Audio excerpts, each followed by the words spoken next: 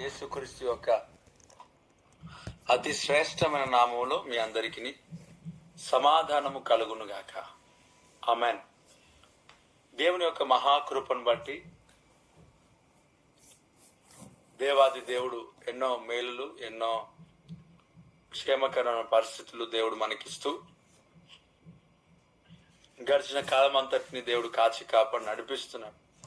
దాన్ని బట్టి సమస్త మహిమ, ఘనత, ప్రభావములు దేవుని చెల్లునుగాక. ఆమెన్. దేవునికి స్తోత్రం. ప్రియులారా, దేవుని యొక్క సన్నిధిలో నిన్నటి దినామున సహోదరులు ప్రశాంత్, శివలక్ష్మి సంగారెడ్డి నుంచి వారి యొక్క టెస్ట్ మనీ సాక్ష్యాన్ని పంచుకొని ఉన్నారు. ఈ యొక్క గూగుల్ మీట్లో జాయిన్ అయిన తర్వాత వారికి కావలసిన ప్రతి ఒక్క అవసరతలు, అక్కర్లు దేవుడు తీర్చాలి అని ప్రార్థించినప్పుడు వారు విశ్వసించి ప్రభు సన్నిధిలో ముందుకు సాగారు. వారు ఒక వస్తువును గురించి కొన్ని సంవత్సరాలుగా ఆలోచన చేస్తుంటున్నారు, కానీ ముందుకు సాగలేకపోతున్నారు. ఎప్పుడైతే ఈ యొక్క గూగుల్ మీట్లో ప్రార్థనలో వారు జాయిన్ అవ్వటం, దేవుని సన్నిధిలో గడపడం జరిగిందో అప్పుడు దేవుడు తన మార్గాలను తెరిచి ఏదైతే వారు విశ్వసించారో, అడిగారో ప్రభు సన్నిధిలో వారు పొందుకున్నారు అని సాక్ష్యాన్ని పంచుకున్నారు. ఆ సాక్ష్యాన్ని బట్టి దేవుడు దీవించి ఆశీర్వదించునుగాక. ఆమెన్. వారి కుటుంబాన్ని దేవుడు దీవించునుగాక. ఆమెన్. అలాగే మధుల సిస్టర్ గారు ఒక సాక్ష్యాన్ని పంచుకున్నారు. ఈ గూగుల్ మీట్లో జాయిన్ అయినప్పటి నుంచి మా కాళ్ళ నొప్పులు అలాంటివి ఏమి కూడా అసలు లేవు. పూర్తిగా స్వస్థతను, ఆరోగ్యాన్ని దేవుడు ఇచ్చాడని సాక్ష్యాన్ని పంచుకున్నారు. ఈ సాక్ష్యాలను బట్టి సమస్త మహిమ, ఘనత, ప్రభావములు దేవునికే చెల్లునుగాక. ఆమెన్. దేవుని వాక్యాన్ని మనం ధ్యానం చేద్దాం పిల్లరా. అతి శ్రేష్టమైన దేవుని యొక్క నామంలో మనం అందరము కలుసుకోవడానికి దేవుడు కృపణిస్తున్నాడు. ఎన్నో అపాయకరమైన పరిస్థితులన్నిటిలో నుంచి దేవుడు మనల్ని విడిపిస్తా ఉన్నాడు. నిజముగా ఎన్నో సాక్ష్యములు ఈ గూగుల్ మీట్లో జరుగుతూ ఉన్నాయి. దాన్ని బట్టి నేను దేవుని స్తుతిస్తున్నాను. ఖచ్చితంగా దేవుడు ఉదయకాలంలో ఉన్న ఆశీర్వాదం అనేది మన పైన కుమ్మరిస్తూ ఉన్నాడు. ఉదయకాలమున ఉన్న దీవెనలన్నిటినీ ప్రభు మన పైన కుమ్మరిస్తున్నాడు. మొదటి స్థానాన్ని మనం ప్రభువునికి ఎప్పుడైతే ఇస్తామో, ఆ మొదటి స్థానాన్ని మనం ఇచ్చినప్పుడు ఖచ్చితంగా ఆ మిగతా సమయం అంతటిని కూడా దేవుడు మనకు ఆశీర్వదిస్తాడు. మనల్ని ఆ మిగతా సమయాన్ని ఆశీర్వదించి మనకు దేవుడు ఇవ్వటం అనేది జరుగుతూ ఉంటుంది. దేవునికి స్తోత్రం కలుగును గాక. కాబట్టి ఉదయకాలంలో ఉన్న ప్రార్థన అనేది చాలా గొప్పది.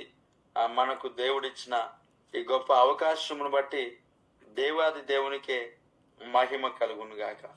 ప్రియులారా, ఎన్నో మేలులు దేవుడు మన పట్ల జరిగిస్తున్నాడు. ఎన్నో మేలులు దేవుడు మన పట్ల చూపిస్తున్నాడు. దేవునికి స్తోత్రం కలుగును గాక. ఆమేన్. ఇక్కడ ఒక వాక్య భాగాన్ని మీ ఎదుట ఉంచాలని ఆశపడుతూ ఉన్నాను. 126వ కీర్తన 126వ కీర్తన 5వ చరణాన్ని నేను చదువుతున్నాను. ఇక్కడ అంటున్నాడు, కన్నీళ్లు విడిచుచు విత్తువారు సంతోషముతో పంట కోసెదరు. పిడికెడు విత్తనములు చేత పట్టుకొని ఏడ్చు పోవు విత్తువాడు సంతోష గానము చేయుచు పనులు మోసుకొని వచ్చును. దేవునికి స్తోత్రం కలుగును గాక. ప్రియులారా, ఈ శ్రేష్టమైన దేవుని యొక్క సన్నిధిలో ఒక మాటను ప్రభు సన్నిధిలో మనకు తెలియజేస్తా ఉన్నాడు. కన్నీళ్లతో. కన్నీళ్ళు అనేటివి చాలా మన జీవితాల్లో కన్నీళ్ళు అనేటివి ఒక మనిషి ఏడవకుండా అనేది ఒక పరిస్థితి అనేది ఖచ్చితంగా అనేక సందర్భాలలో అది జరుగుతూనే ఉంటుంది. అలాగున ఇక్కడ చెప్తా ఉన్నాడు, ఈ కన్నీటితో ఇక్కడ చెప్తా ఉన్నాడు, కన్నీటితో కన్నీళ్లు విడుచు విత్తువారు సంతోషముతో పంట కోస్తారు. దేవునికి స్తోత్రం. అలాగే పిడికెడు విత్తనములు చేత పట్టుకొని ఏడ్చుచు పోవు విత్తువాడు సంతోషగానం చేయుచు పనులు మోసుకొని వచ్చును. దేవునికి స్తోత్రం. మొట్టమొదట మనం గమనించాల్సిన విషయం ఏమనంటే, దేవుని సన్నిధిలో ఇక్కడ మనం గుర్తించాల్సిన విషయం ఏమనంటే, మొట్టమొదట మనము విత్తనములు అనేటివి చల్లకపోతే మనము పంటను మనం కోయలేమనేది గుర్తుంచుకోవాలి. అంటే విత్తనాలు అనేటివి మనం ఫస్ట్ చల్లాలి కదా. మనము ప్రభు యొక్క సన్నిధిలో లేక ఎక్కడైనా సరే విత్తనాలు అనేటివి మనం వేయకుండా పంటను ఆశించడం అనేది అది సరి అయిన క్రమము పద్ధతి అనేది కాదు. కాబట్టి విత్తనాలు వేయటం అనేది మనకు అవసరం. చాలా మంది జీవితాలు ఎలాగ ఉంటున్నాయనంటే, వారు పని పాటలు ఏమి చేయకుండా వారు ఏదో చర్చికి వచ్చేస్తే దేవుడు అద్భుతం చేస్తాడంటే ఖచ్చితంగా ఆయన చేస్తాడు 100%. ఆయన పైన ఆనుకున్నప్పుడు ఆయనని ఎవరు కూడా చేయి విడిచిపెట్టాడు. అదే సమయంలో దేవుని వాక్యం చెప్తా ఉన్నది, నీ కష్టార్జితం నువ్వు అనుభవిస్తావు అంటది వాక్యం. అంటే కష్టం పడుతున్న వారి యొక్క కష్టార్జితం వారు అనుభవించేటట్టుగా దేవుడు చేస్తాడు. మరలా ప్రభు చెప్తా ఉన్నాడు, నీ చేతి పనులను నేను దీవిస్తానా లేక ఆశీర్వదిస్తాను అంటున్నాడు. అంటే కొంతమంది యొక్క జీవితంలో విత్తనాలు అనేటివి చల్లరు. వారు ఇన్వెస్ట్మెంట్ అనేది వారు చేయరు. వారి సమయాన్ని లేక వారి శరీరాన్ని ఇన్వెస్ట్మెంట్ చేయరు. ఇన్వెస్ట్మెంట్ చేయకుండా ఎలా ఆశిస్తారు ప్రతిఫలాన్ని ఒకసారి ఆలోచన చేయండి. అక్కడ వాక్యం చెప్తా ఉన్నది, కన్నీళ్లతో విత్తడం అనేది చాలా శ్రేష్టమైనది. విత్తనాలు అనేటివి చాలా గొప్పది కదా. ఇన్వెస్ట్మెంట్ అనేది జరగాలి. ప్రియా దేవుని బిడ్డలారా, దేవుని పనిలో కూడా చాలా మంది ఇన్వెస్ట్మెంట్లో అంటే పెట్టుబడి అనేది పెట్టరు. విత్తనాలు అనేటివి చల్లడానికి అసలు కొంతమంది విత్తనాలే తీసుకుపోరు. ఇప్పుడు ప్రార్థన అనేది ఒక పెట్టుబడి, వాక్య ధ్యానం అనేది ఒక పెట్టుబడి, సమయం అనేది దేవుని సన్నిధిలో ఉంచడం అనేది ఒక పెట్టుబడి, ఇన్వెస్ట్మెంట్. ఈ మూడు కూడా చాలా మంది చేయరు దేవుని సన్నిధిలో. నేను మన సంఘంలో గమనిస్తూ ఉంటాను, మిగతా రోజులలో ప్రార్థన రారు. ఒకవేళ ప్రత్యేకమైన ప్రార్థన పెడితే వస్తారు. ఎన్ని గంటలకనంటే 9 గంటలకు ముగించబడుతున్నాయనంటే 8:30కు వస్తారు. వారు దేవుని సన్నిధిలో దేవునికి చూపించుకొని ప్రార్థించాలి, దేవుణ్ణి అడగాలి, దేవుడు గొప్ప కార్యాలు చేస్తాడు అనే ఆసక్తి వారికి లేదు. మరి ఎవరికి చూపించుకోవాలని వస్తున్నారు అంటే, సేవకుడు మరలా నన్ను అడుగుతాడేమో, మరలా ఇబ్బంది పడతాము, ఎందుకు ఆయన దొడ్డు మొక్కాన్ని పెట్టుకొని మనం ఎందుకు చూడాలా, ఆయన సంతోషాన్ని మనం తప్పించాలా, మన పట్ల ఎప్పుడు ఆయన నవ్వుతూ ఉండాలంటే ఏదో ఒకసారి ఇలా ముఖం చూపెట్టొస్తే అయిపోయింది కదా అనుకొని ప్రజెంట్ వేసుకొని వెళ్ళిపోదామని అనుకుంటారు. ఆ మధ్యకాలంలో కాదు, అంటే మేము చదువుకుంటున్న ఆ సమయంలో ఒకటే బుక్ పట్టుకొని స్కూల్కి వెళ్ళే వాళ్ళం. ఎందుకు అంటే ఇప్పుడు మధ్యకాలంలో లేక ఇంటర్వెల్లో ఈజీగా డుమ్మ కొట్టుకోవడానికి అనమాట. ఆ పుస్తకం ఒకటి తీసుకొని వెళ్తుండే, ఆ షర్ట్ లోపల పెట్టుకుంటుండే. దేవునికి స్తోత్రం. ఆ షర్ట్ లోపల పెట్టగానే ఇంటర్వెల్ ఎప్పుడైతే అవుతుందో మెల్లి అందరితో పాటు బయటకు వచ్చి అట్లాగా అక్కడి నుంచి పారిపోవటం. అంటే ప్రజెంట్ పడిందా అంటే ఖచ్చితంగా పడింది. పాస్ అవుతామనంటే అన్ని ప్రజెంట్ ఉన్నప్పుడు ఎందుకు పాస్ అవ్వరు? కాబట్టి పక్క వారికి చెప్పేసి చాలాసార్లు అలాగ వెళ్ళిపోయిన రోజులు ఉంటాయి. టీచర్ అడిగితే ఏదో ఒకటి తాతలు ఎంతమంది తాతలు చంపినాము, అసలు తాతలనే చంపేస్తాం, నా అవ్వలనే చంపుతూ ఉంటాం. ఈ స్కూల్లో ఉన్న పరిస్థితి అట్లాంటిది. ఎంతమంది తాతలను చంపాము. అదే తాత లేస్తాడు, అదే తాత మళ్ళీ చస్తాడు, అదే తాత లేస్తాడు, అదే తాత చస్తాడు, అదే తాత లేస్తాడు చస్తాడు. అంటే లేపుతుంటాం చంపుతుంటాం. కొంతమంది ఇప్పటికీ జాబ్ చేసే వాళ్ళు ఇదే పరిస్థితిలో ఉన్నారు. తాతలు చంపుతుంటారు, తాతలను లేపుతుంటారు. ఎంతమంది తాతలు ఉన్నారో మనకు తెలియదు, కానీ నిజంగా గొప్ప విషయమే. పునరుత్థానులుతున్నారు, అలాగే మరణిస్తూ ఉంటున్నారు. సరే, దాన్ని పక్కన పెడదాం. అయితే దేవుని సన్నిధికి కొంతమంది వచ్చేవారు ఎలా ఉంటున్నారు అని అంటే, వారు కేవలం ప్రజెంట్ వేసుకొని వెళ్ళాలనే ఉద్దేశం తప్ప వేరే ఆలోచన లేదు. అట్టి వారు ఎప్పుడూ కూడా అద్భుతం అనేది చూడరు, ఆశీర్వాదం అనేది వారు చూడరు. దేవుని సన్నిధిలో దేవుడు కదా మనల్ని ఆశీర్వదించేవాడు, సేవకుడు కాదు కదా.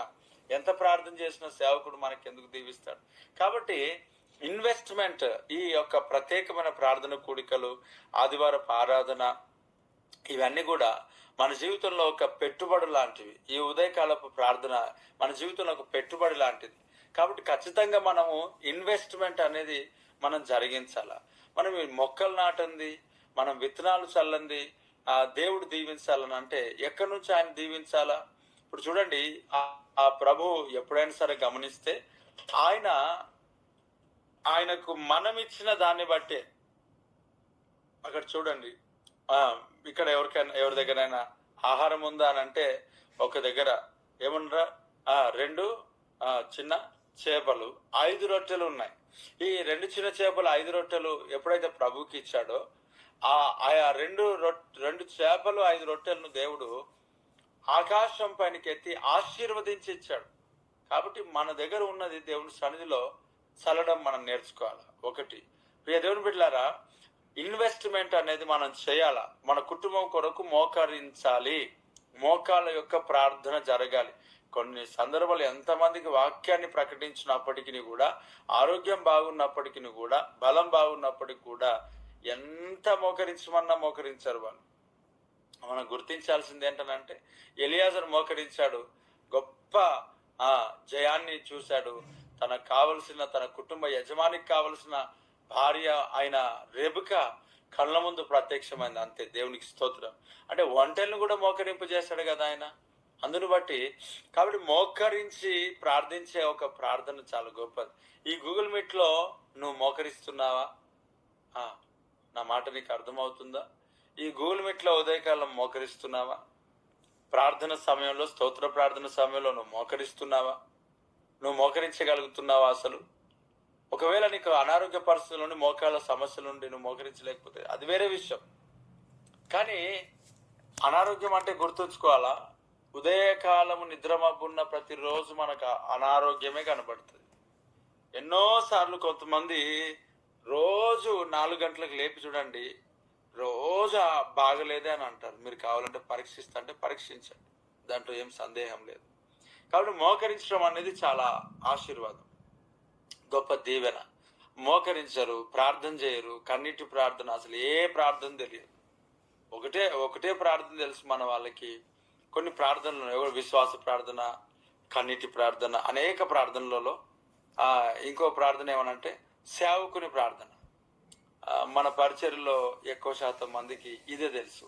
ఏ ప్రార్థన అంటే పట్టుదల ప్రార్థన తెలియదు, విశ్వాస ప్రార్థన తెలియదు, పోరాట ప్రార్థన తెలియదు, ఉపవాస ప్రార్థన తెలియదు, ఉదయకాల ప్రార్థన తెలియదు, సంఘ ప్రార్థన తెలియదు.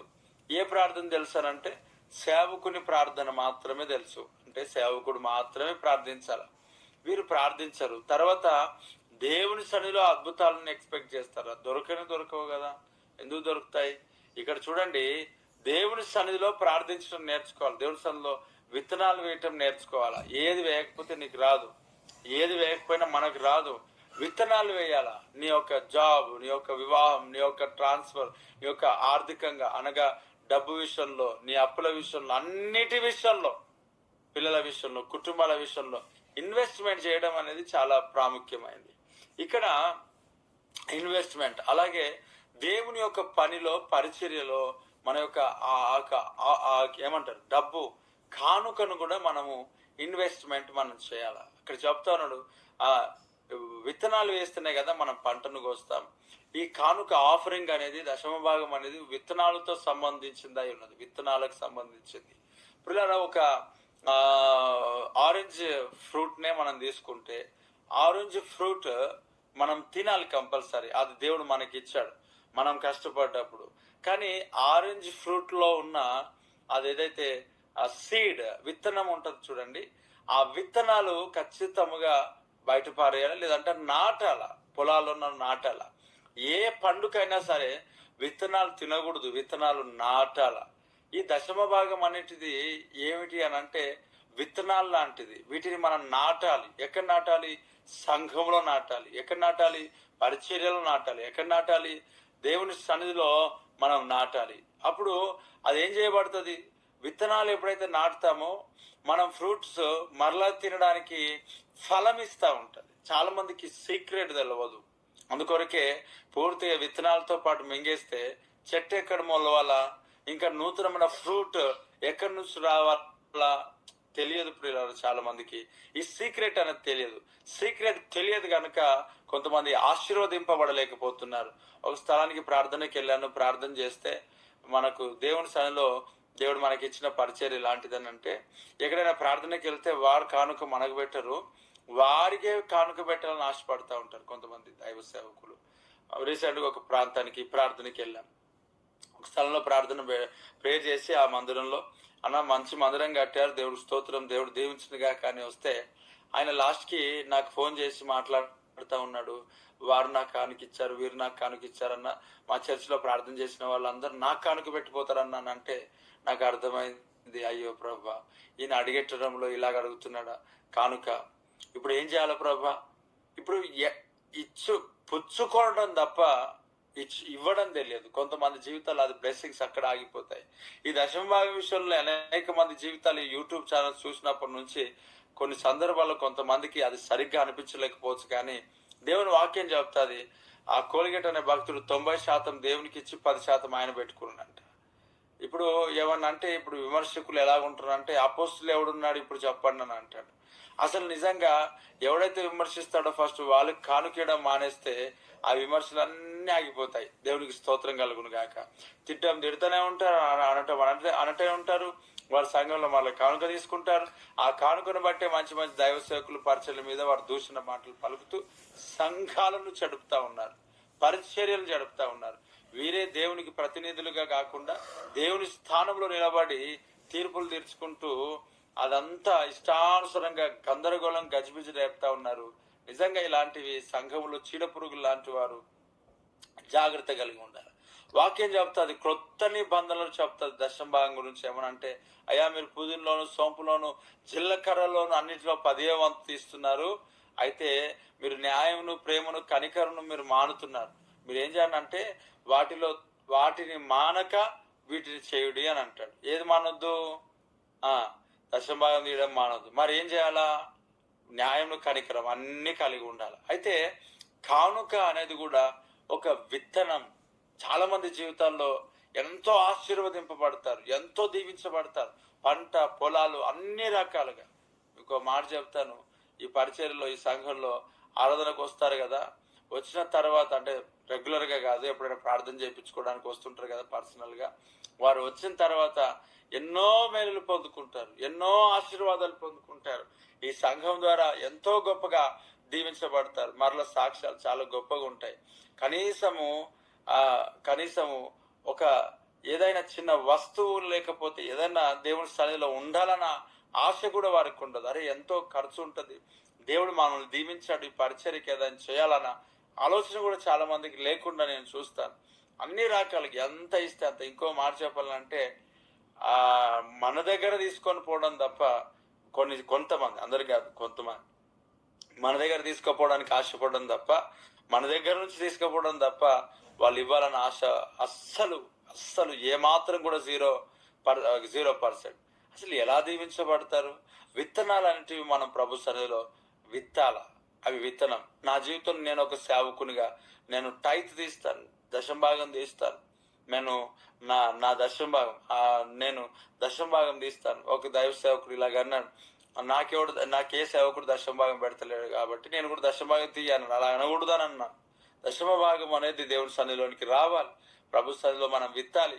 మనము ఆ యొక్క సంఘంలో సేవకుని యొక్క ప్రార్థన మన యొక్క డబ్బు చుట్టూ ఉండాలా, మన కుటుంబం చుట్టూ ఉండాలా. అది దేవుని పరిచర్యలో వాడబడాలి. మన ప్రతిఫలం దేవుని పనిలో వాడబడాలి. అది మన యొక్క జీవితంలో గొప్ప శ్రేష్టమైన ఆశీర్వాదం, దీవెన. అయితే పిల్లారు ఇక్కడ చెప్తా ఉన్నాడు, కన్నీళ్లు విడిచి విత్తువాడు అని అంట, సంతోషముతో పంట కోస్తాడు. పిడికెడు విత్తనములు చేత పట్టుకొని ఏడ్చుపోవాడు విత్తువాడు, సంతోష గానం చేచు పనులు మోసుకొని వచ్చును. ఇక్కడ మనం గమనిస్తే ఇక్కడ అన్నాడు, కన్నీళ్లు విడిచి విత్తడం, కన్నీటి ప్రార్థన.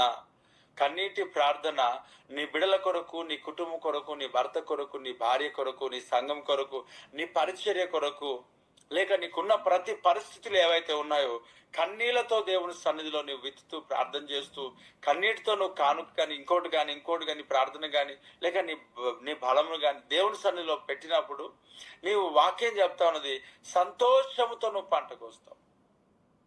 సంతోషంతో పంటకు వస్తావు. కన్నీళ్లతో విత్తువాడు సంతోషంతో పంటకు వస్తాడు. పిడికెడి విత్తనాలు చేత పట్టుకొని, అయ్యో ఎక్కువ లేవు, కొన్నే ఉన్నాయి, ఆ కొన్ని అయినా సరే దేవుని సన్నిధిలో నువ్వు విత్తుతున్నప్పుడు, ఆ కొంత సమయం అయినా సరే దేవుని సన్నిధిలో నువ్వు స్పెండ్ చేస్తున్నప్పుడు, ఆ కొంత సమయంలోనైనా నువ్వు దేవుని సన్నిధిలోకి వచ్చి గడుపుతున్నప్పుడు నువ్వు వాక్యం చెప్తున్నది, విస్తారమైన పనులు మోసుకొని పోతాడంట. దేవుడికి స్తోత్రం కలుగును గాక. అయ్యా, చాలా మంది జీవితాలు కేవలం కానుకనే సమర్పిస్తున్నారు తప్ప దాని వెనకాల ప్రార్థన ఉండట్లేదు, కన్నీటి ప్రార్థన ఉండట్లేదు. కన్నీటి ప్రార్థన అవసరం. ఏడ్చుచు దేవుడి సన్నిధిలో రోధిస్తూ ప్రార్థిస్తూ కన్నీళ్లు కారుస్తే అంట విస్తారమైన పంటను నువ్వు కోస్తావు. Praise the lord. నీ కుటుంబం కొరకు, నీ పరిచర్య కొరకు, నీ ప్రతి దాని కొరకు ఉదయకాలము లేచి కన్నీళ్లతో దేవుని సన్నిధిలో నువ్వు ప్రార్థన, కన్నీళ్లు ప్రభు సన్నిధిలో విత్తడం నేర్చుకో. గొప్ప కార్యాలు దేవుడు నీ జీవితంలో చేయబోతున్నాడు. టెన్షన్ పడడం మాని, కలవరపడడం మాని, ఇబ్బంది పడటం మాని, నువ్వు కన్నీళ్లతో ప్రభు యొక్క సన్నిధిలో విత్తడం నేర్చుకో. నువ్వు కృపావాక్యం ఇస్తావు కదా, ఈ వీడియో ఇతరులకు షేర్ చేస్తావు కదా, లేక యేసుక్రీస్తు ప్రభువున గురించి ఎవరికైనా ప్రకటిస్తావు కదా. ప్రకటించిన తర్వాత వాళ్ళ పేర్లు రాసుకొని ఇంట్లో నువ్వు కన్నీటితో ప్రార్థన చేయడం స్టార్ట్ చేయి.